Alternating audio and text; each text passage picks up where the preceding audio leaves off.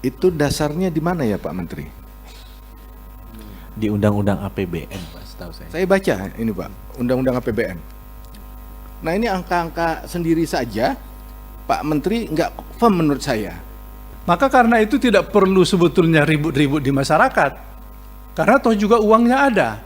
Dengan menyesuaikan tingkat persentase kemiskinan daerah. Uang saya banyak, tahun lalu aja 270 triliun cash, nggak bisa dipakai itu, tapi di luar anggaran ya. Jadi kalau dalam cash, isu cash nggak ada masalah. Anda minta saya kasih.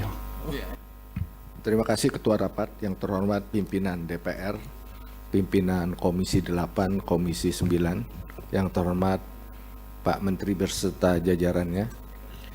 Tadi mendengar penjelasan dari pemerintah, khususnya dari Pak Menteri Kesehatan, yang menyebutkan bahwa PBI dibatasi 96,8. Boleh interaktif Pak Ketua untuk mengklarifikasi angka? Itu dasarnya di mana ya Pak Menteri? Di Undang-Undang APBN, Pak, setahu saya. Saya baca ini Pak, Undang-Undang APBN. Rincian APBN. Peraturan Presiden nomor 118 tahun 2025, lampiran 3, rincian APBN tahun 2026, halaman 351. PBI itu 146 juta Pak, dengan anggaran 58,9 triliun. Coba ke slide Pak Menteri Sosial, halaman berapa tadi? 7. Halaman 7 coba. Pak Menteri, saya lagi bicara sama Pak Menteri Kesehatan. Jadi kalau pakai angka 96,8 Pak Menteri, 2019 angkanya segitu juga. Diproporsi ke jumlah penduduk itu menjadi 36%. Pak Menteri, kalau itu diproporsi pada jumlah penduduk sekarang, proporsinya menjadi 33%. Artinya turun. Padahal kalau lihat rincian nggak begitu cara berpikirnya. Nah ini angka-angka sendiri saja, Pak Menteri nggak firm menurut saya. Jelas ini Pak, nanti saya kasihkan ke Bapak, kalau Bapak belum ngeprint. Itu satu. Kedua, tadi dikatakan Pak Menteri Sosial, ada verifikasi yang berjenjang. Kalau saya nggak salah mencermati tadi, ada semacam kuota Pak, kepada daerah. Betul. Misalnya kuotanya daerah ini 50, yang masukin 100. Lah, padahal 100 kebutuhannya. Akhirnya diutak-atik 50 yang masuk, 50 dipending. Nah ini perlu diperbaiki Pak Menteri. Kalau seperti ini, ya artinya kan di bawah sendiri sudah ada filter. Nah, ini yang nggak pas menurut saya. Jadi kalau terkait hal ini Pak Ketua, dari sisi anggaran itu ruangnya ada. Nggak ada masalah sebenarnya, karena ruangnya memberikan alokasi untuk 146 juta penerima bantuan iuran dengan anggaran 58,9 triliun. Agak berbeda dengan tayangan Pak Menteri Sosial 96,8 dengan anggaran 48 triliun. Itu saja Pak Ketua dari Komisi 11 terkait dengan anggaran.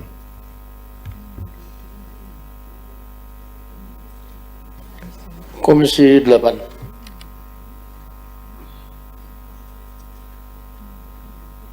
Terima kasih. Assalamualaikum warahmatullahi wabarakatuh.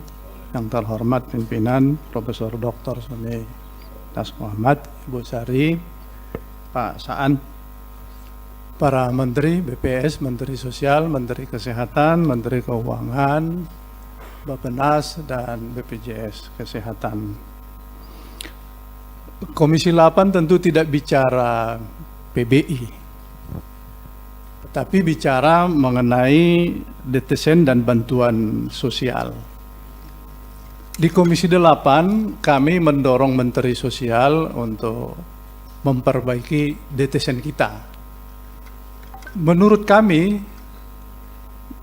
bantuan sosial kita sebetulnya termasuk boros juga. ada PBI, ada KIP, ada dan lain-lain. Intervensinya sebetulnya kalau dijadikan modal bagi masyarakat, mereka bisa meningkat, tidak perlu mendapatkan bantuan lagi, dijadikan modal. Masyarakat miskin kita kalau dikasih modal sekitar 20 juta, itu bisa bergerak naik. Maka karena itu kita mendukung Menteri Sosial untuk data yang ada di kita 10.000 penerima PKH, kemudian ada 18.000 penerima BPNT, dan ada fluktuatif 4.000, 6.000 penerima bansos menurut suasana keadaan. Sementara yang kita perbincangkan hari ini adalah PBI. Saya kira dari sisi anggaran nggak ada masalah. Ini Pak Purbaya tidak mengurai anggaran, tetap seperti itu. Yang kami maksudkan di Komisi 8, bila ada perbaikan data, maka anggaran akan berkurang. Kalau data miskinnya berkurang, mestinya anggarannya berkurang. Maka karena itu kita harus membuat kriteria baru khusus mengenai kesehatan penerima PBI yang tiba-tiba bukan desil 1 sampai 5, tapi 5 sampai 6 ke 10, ternyata orang sakit kalau penyakitnya kronis yang ini mesti harus ditanggung juga. Jadi tidak berlaku mengenai kriteria PBI itu. Makanya ada orang jantung, cuci darah dan lain-lain. Kalau kriterianya penerima PBI, ya orang yang tadinya kaya bisa juga tidak bisa melakukan penilaian kesehatan itu. Maka saya mendukung Pak Rahmat Pambudi. Jadi harus ada kriteria itu. Jadi bukan saja yang PBI itu, tapi yang masuk desil sampai ke 10 pun kalau penyakitnya tertentu harus dibantu. Karena keadaannya tidak seperti kriteria desil 1 sampai desil 5. Nah, kami tetap mendorong Kementerian Sosial untuk melakukan perubahan dan perbaikan juga kemampuan masyarakat kita. Sampai di Komisi 8 ada namanya wisuda, Pak Ketua. Jadi orang miskin di wisuda sudah menjadi ya tidak miskin lagi, belum kaya tapi tidak miskin, tidak perlu lagi mendapatkan bantuan PKH. Tapi sampai di tingkat tidak mendapatkan layanan kesehatan, menurut kami itu belum bisa. Harus ada pembedaan bantuan sosial PKH dengan bantuan kesehatan. Maka karena itu tidak perlu sebetulnya ribut-ribut di masyarakat. Karena toh juga uangnya ada. Kecuali memang yang dibantu ini betul-betul kaya, hanya ingin merasa hebat pemerintah membantu dia. Itu datanya penting. Tapi melihat pertemuan kita hari ini, Pak Ketua, rasanya bisa diselesaikan. Karena idenya ini semua dari berbagai KL, mestinya selesai ini. Nah, yang untuk sekarang yang sudah ribut dan mengeluh, mereka dinonaktifkan, segera dinonaktifkan. Anggarannya juga ada masalah. Nanti sambil perbaikan. Diaktifkan dan kita bayar itu semua supaya masyarakat kita tidak lagi menjerit dan tidak menyalahkan kita. Ini saja Ketua, terima kasih. Assalamualaikum warahmatullahi wabarakatuh. Baik, terima kasih Saudara Rike. Baik, terima kasih. Assalamualaikum warahmatullahi wabarakatuh. Salam sejahtera untuk kita semua. Om Swastiastu, Namo Buddhaya, salam kebajikan, rahayu. Yang saya hormati Wakil Ketua DPR RI, Profesor Sufmi Dasko, Ibu Sari dan Bapak Saan Mustafa, yang kami hormati pimpinan Komisi 8, Komisi 9 dan Komisi 11, yang kami hormati Menteri Bappenas Republik Indonesia, Menteri Keuangan, Menteri Sosial, kemudian Menteri Kesehatan dan BPS Republik Indonesia. Terima kasih untuk kesempatannya. Saya tidak ada di komisi terkait, tapi saya diundang. Terima kasih karena sekarang di Komisi 13 tentu soal sistem jaminan sosial nasional adalah soal HAM warga negara yang dimandatkan juga dalam peraturan di nasional kita maupun dalam peraturan internasional. Nah, oleh karena itu menurut saya kita kembali sedikit pada Undang-Undang 40 2004 yang mengamanatkan adanya kenapa kita bisa ada BPJS sekarang ini. Undang-Undang tentang SJSN ada prinsipnya 7, Undang-Undang Kegotong Royongan, kemudian prinsip nirlaba, keterbukaan, kehati-hatian, akuntabilitas, portabilitas, dan kepesertaan wajib. Lalu kemudian lahirlah Undang-Undang BPJS 25 Oktober 2011. Saya dengan Ibu Putisari berjuang waktu itu di Komisi 9. Kami sama-sama dalam keadaan hamil. Disahkan di paripurna DPR pada tanggal 25 Oktober 2011 dengan Undang-Undang Nomor 24 Tahun 2011. Undang-undang ini lahir tidak dengan mudah, Bapak Ibu yang kami hormati. Undang-undang ini bertahun-tahun kami perjuangkan. Dan kemudian lahirlah PP nomor 75 tahun 2021 tentang pelaksanaan program PBI Jaminan Kesehatan dengan sasaran utamanya fakir miskin, masyarakat tidak mampu, kelompok rentan yang ditetapkan oleh pemerintah. Dan saya teringat bahwa apa yang disampaikan oleh Presiden Prabowo pada saat pelantikan di paripurna DPR, bahwa tidak menginginkan lagi adanya kebijakan yang tidak berbasis pada data faktual atau berbasis hanya pada data statistik yang terindikasi tidak sesuai dengan kebutuhan real dan kondisi real rakyat Indonesia. Bapak Ibu yang kami hormati, tadi dikatakan peserta PBI yang ditanggung oleh APBN 96,5 juta sekian begitu, dan kemudian tadi disampaikan oleh Pak Dolfi, pimpinan dari Komisi 11, sebetulnya ada 146 juta yang telah diputuskan penerima PBI dengan anggaran 58,9 triliun. Pertanyaan pertama saya adalah kenapa masih harus ada, tadi dari fraksi PKB mengatakan kenapa harus ada yang masih dibebankan pada APBD? Pada APBD dengan total kepesertaan data tadi disampaikan per bulan Februari ada 47.392.788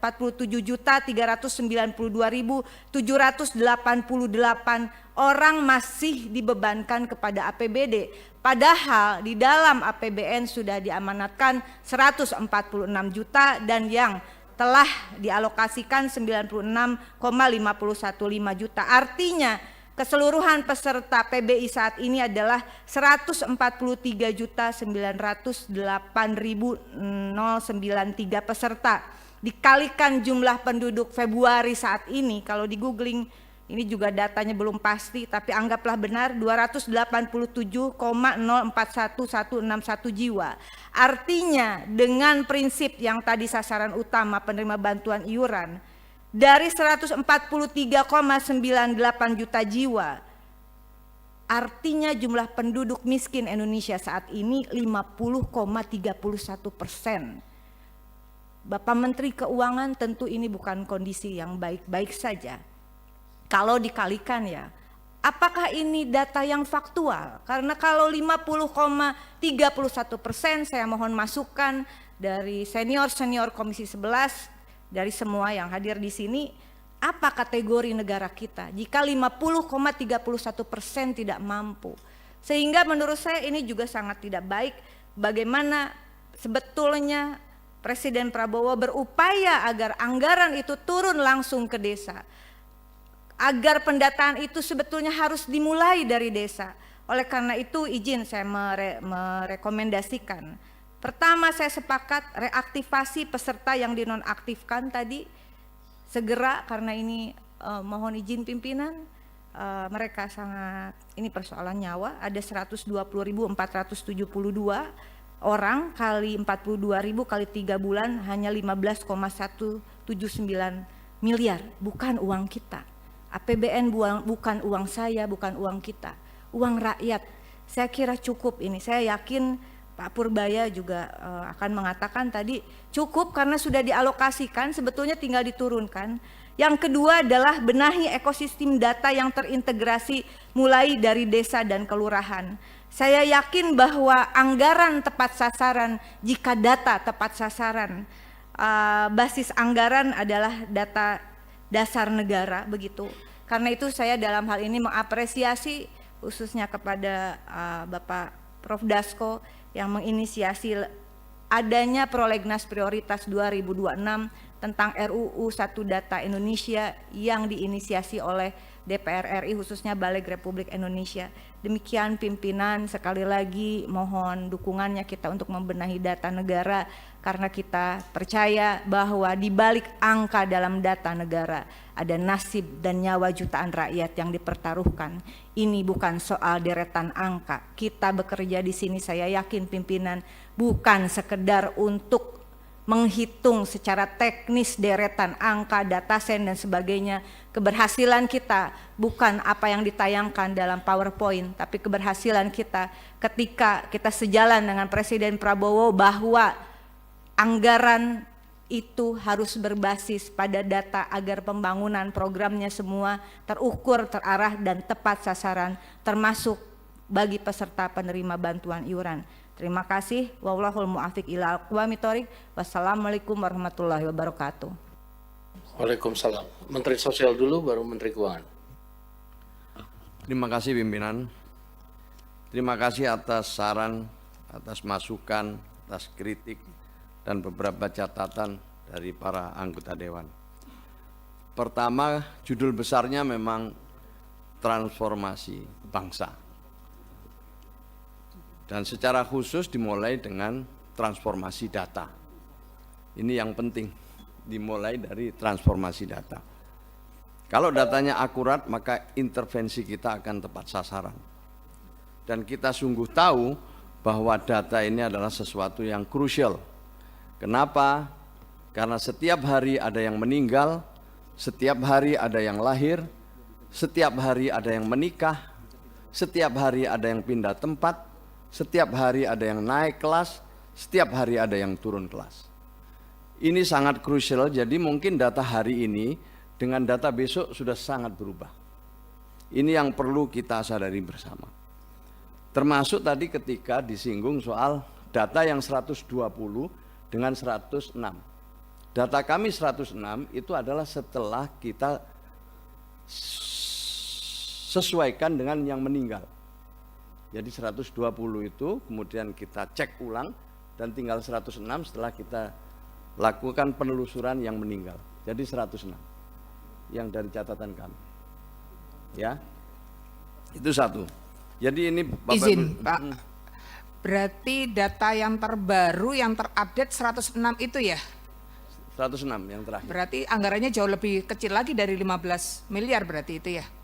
Ya nanti bisa dilihat lah kalau anggarannya. Kan kami bekerja ini juga diaudit ya oleh BPKP, oleh BPK. Kami diaudit, semuanya diaudit saya kira.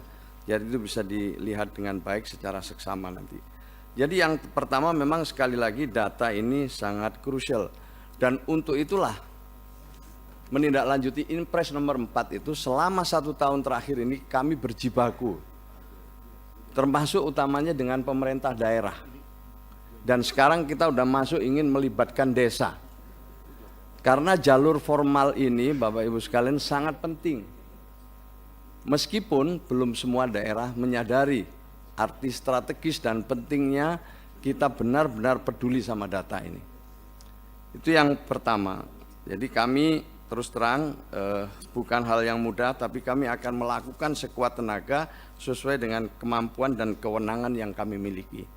Hari-hari ini kami sedang berdiskusi dengan Kementerian Desa, juga dengan kementerian-kementerian yang lain dan dengan daerah bagaimana kita bisa berkolaborasi, mendukung data tunggal. Kenapa? Karena kementerian, lembaga, pemerintah daerah sudah tidak boleh lagi menggunakan datanya sendiri-sendiri. Saya ingin lapor Pak Pimpinan, dulu Kementerian Sosial itu punya data sendiri, namanya DTKS. Kemudian itu dijadikan pedoman untuk menyalurkan bansos yang disalurkan lewat Kementerian Sosial. Habis itu tentu akhirnya tepuk tangan sendiri. Bisa jadi kementerian yang lain tidak ikut, tidak terlibat di dalam proses bantuan sosial kita. Tapi sesuai dengan instruksi Bapak Presiden, sekarang udah tidak bisa lagi begitu. Data dikelola oleh BPS, kami hanya membantu pemutakhiran. Data pemutakhiran oleh BPS yang terakhir itulah yang kami jadikan pedoman untuk menyalurkan bansos. PBI tadi menjawab yang Komisi 9 itu adalah datanya pertama-tama usulan dari pemerintah daerah. lalu kita pandu untuk menyesuaikan dengan DTSEN yang disajikan oleh BPS. Lalu mereka mengusulkan dan kembali lagi pada akhirnya kita adalah berpedoman pada alokasi. Alokasinya yang sekarang ya, alokasinya adalah 96,8 juta. Itu adalah alokasi yang sama dibanding tahun yang lalu. Tahun yang lalu dengan tahun sekarang itu sama alokasinya, tidak ada perubahan. Yang untuk PBI, Nah, ada lagi memang daerah APBD yang menyediakan secara khusus, nanti dijelaskan sama beliau. Jadi ada APBD yang menyelenggarakan. Dalam rangka apa? Daerah ini juga sedang berlomba menuju yang namanya UHC. Ini menjadi indikator kesuksesan daerah. Universal Coverage Health Coverage. Ini adalah daerah yang seluruh warganya telah menjadi peserta BPJS Kesehatan. Sehingga ketika kita membagi alokasi itu juga menyesuaikan dengan kondisi daerah. Jadi ada yang fiskalnya kuat, mereka sudah semuanya ditanggung. Seperti kota Surabaya, beberapa kota yang lain ya, yang kecil-kecil itu biasanya sudah UHC. Memang tidak mudah itu, nanti dijelaskan sama Menteri Kesehatan lebih detail. Nah, dengan alokasi 96,8 juta itu kita mendapatkan warisan dari sebelum tahun 2004 itu ada alokasi yang sudah dibagi di daerah-daerah itu. Ada yang sangat banyak, ada yang sangat kecil, macam-macam. Sehingga kita mencoba membuat rumus baru dengan menyesuaikan tingkat persentase kemiskinan daerah. Itu tadi tolong kalau bisa ditayangkan, ini saya kira penting untuk dipahami bersama bahwa kami membagi dengan menggunakan rumus. Rumusnya adalah persentase kemiskinan di setiap daerah supaya sehingga nanti dirasa lebih adil. Jadi kita bagi, setelah itu kita jadikan patokan untuk membagi alokasi BPJS Kesehatan. Kami kalau mohon dibantu ini supaya kita lebih bisa dipahami sedikit, dikembalikan ke slide kami tadi yang menyangkut untuk menjawab Komisi 11.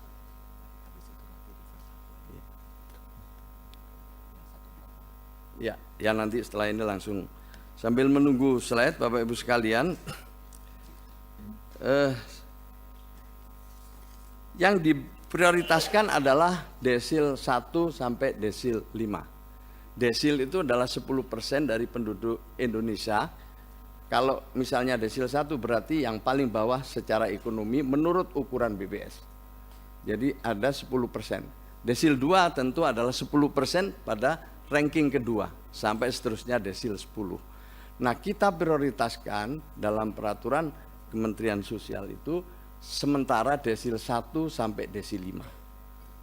Ke depan kita ingin difokuskan kepada desil 1 sampai desil 4 yang kami asumsikan desil 1 sampai desil 4 itu adalah kelompok rentan, yang itu berarti 40% dari seluruh penduduk Indonesia.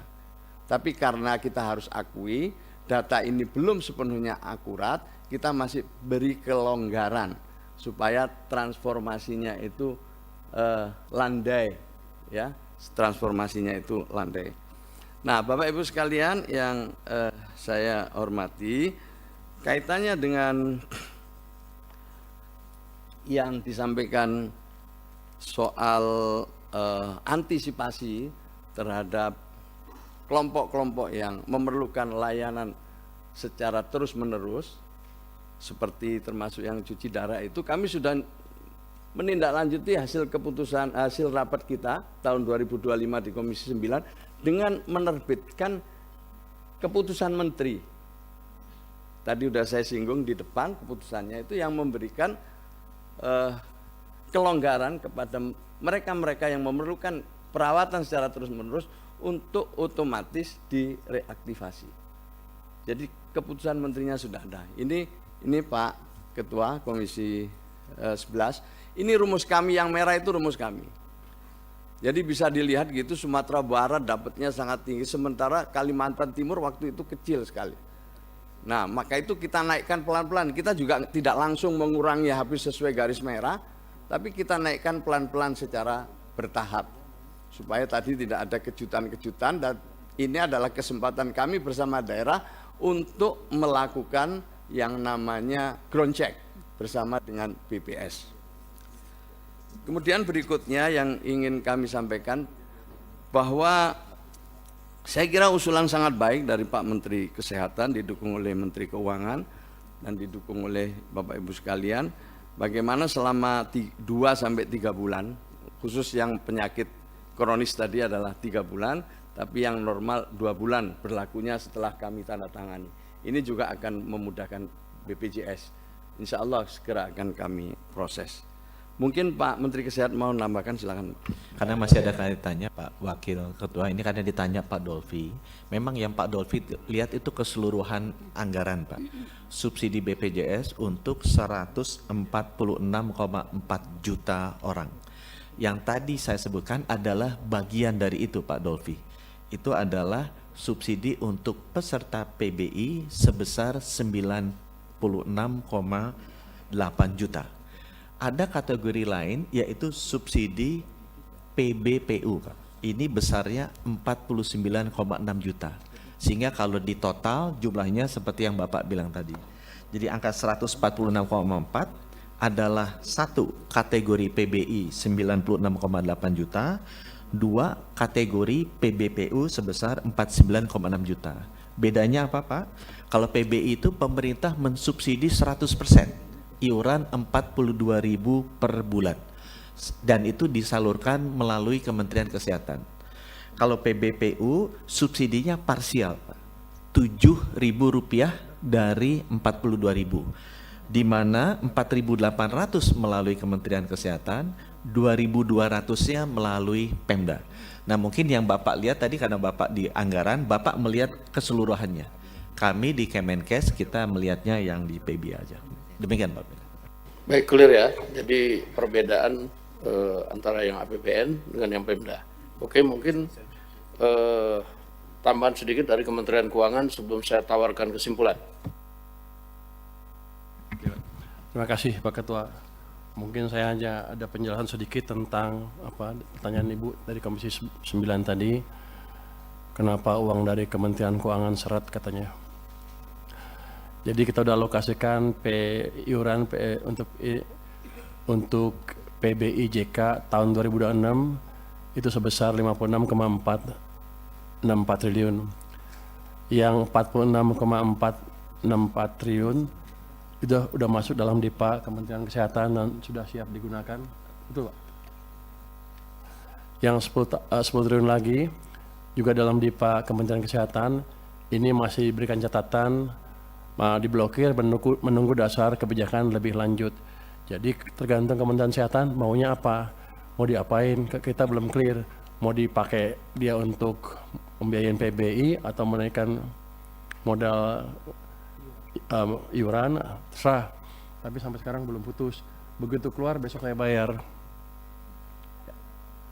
Yang kemudian ada juga alokasi bantuan iuran PBI JK yang masih dicadangkan dalam BABUN sebesar 10 triliun. Itu juga menunggu dasar kebijakan lebih lanjut. Mau dipakai apa? Jadi kalau Anda kurang, cepat-cepat minta Kementerian Kesehatan biar diberesin kebijakannya mau diapain, saya keluarkan secepatnya. Uangnya ada. Jadi tadi Menteri Kesehatan klaim katanya uangnya lambat gara-gara mereka curiga saya nggak punya uang. Uang saya banyak, tahun lalu aja 270 triliun cash. Nggak bisa dipakai itu, tapi di luar anggaran ya. Jadi kalau dalam cash, isu cash nggak ada masalah. Anda minta saya kasih. Tadi udah dijelasin ya? Yang dijelasin udah dijelasin. Ya. Mungkin itu dari kami Pak, kami siap mendukung program ini dengan sepenuh hati asal clear. Jangan sampai saya bayar terus nggak jelas uangnya dipakai apa. Terima kasih Pak. Masih ada sedikit Pak Dolfi. Aja Pak, klarifikasi aja dari Menteri Kesehatan dan Menteri Keuangan untuk membuat nomenklatur. Karena nomenklatur yang digunakan ini sama dari tahun 2019 dan selalu arahnya adalah PBI. Jika kemudian pemerintah menyisipkan atau menyusupkan penerima lain di dalam nomenklatur ini harus diganti Pak. Gak bisa, prinsipnya beda soalnya. Hak PBI dengan yang Bapak sebutkan tadi itu beda. Nomenklaturnya disamakan. Padahal nomenklatur ini sudah berlaku dari sejak BPJS ada. Terus Bapak sisipkan atau susupkan, saya nggak tahu istilahnya, dengan skema baru yang kita nggak tahu ininya. Jadi kalau memang akan dibuat seperti itu, nomenklaturnya dipisah, Pak. Sehingga PBI yang benar-benar amanat Undang-Undang BPJS kita jalankan bagi masyarakat yang tidak mampu dan rentan. Gitu. Itu aja Pak usulnya, agar nomenklaturnya bisa dipisah. Kami kan fungsi pengawasan, kami mau lihat Pak, detail anggaran ini sesuai enggak dalam penyusunannya. Nah kalau seperti ini kan beda ini Pak. Nggak pernah dimunculkan ini isu ini. Demikian Pak Ketua, untuk dipisah nomenklaturnya Pak. Baik, kalau begitu saya tawarkan kesimpulan rapat pada hari ini. Yang pertama, DPR dan pemerintah sepakat dalam jangka waktu 3 bulan ke depan, semua layanan kesehatan tetap dilayani dan PBI-nya dibayarkan pemerintah. Yang kedua, DPR dan pemerintah sepakat dalam jangka waktu 3 bulan ke depan, Kemensos, Pemda, BPS, BPJS Kesehatan melakukan pengecekan dan pemutakhiran desil dengan data pembanding terbaru. 3. DPR dan pemerintah sepakat untuk memaksimalkan anggaran yang sudah dialokasikan di APBN secara tepat sasaran dan dengan data yang akurat.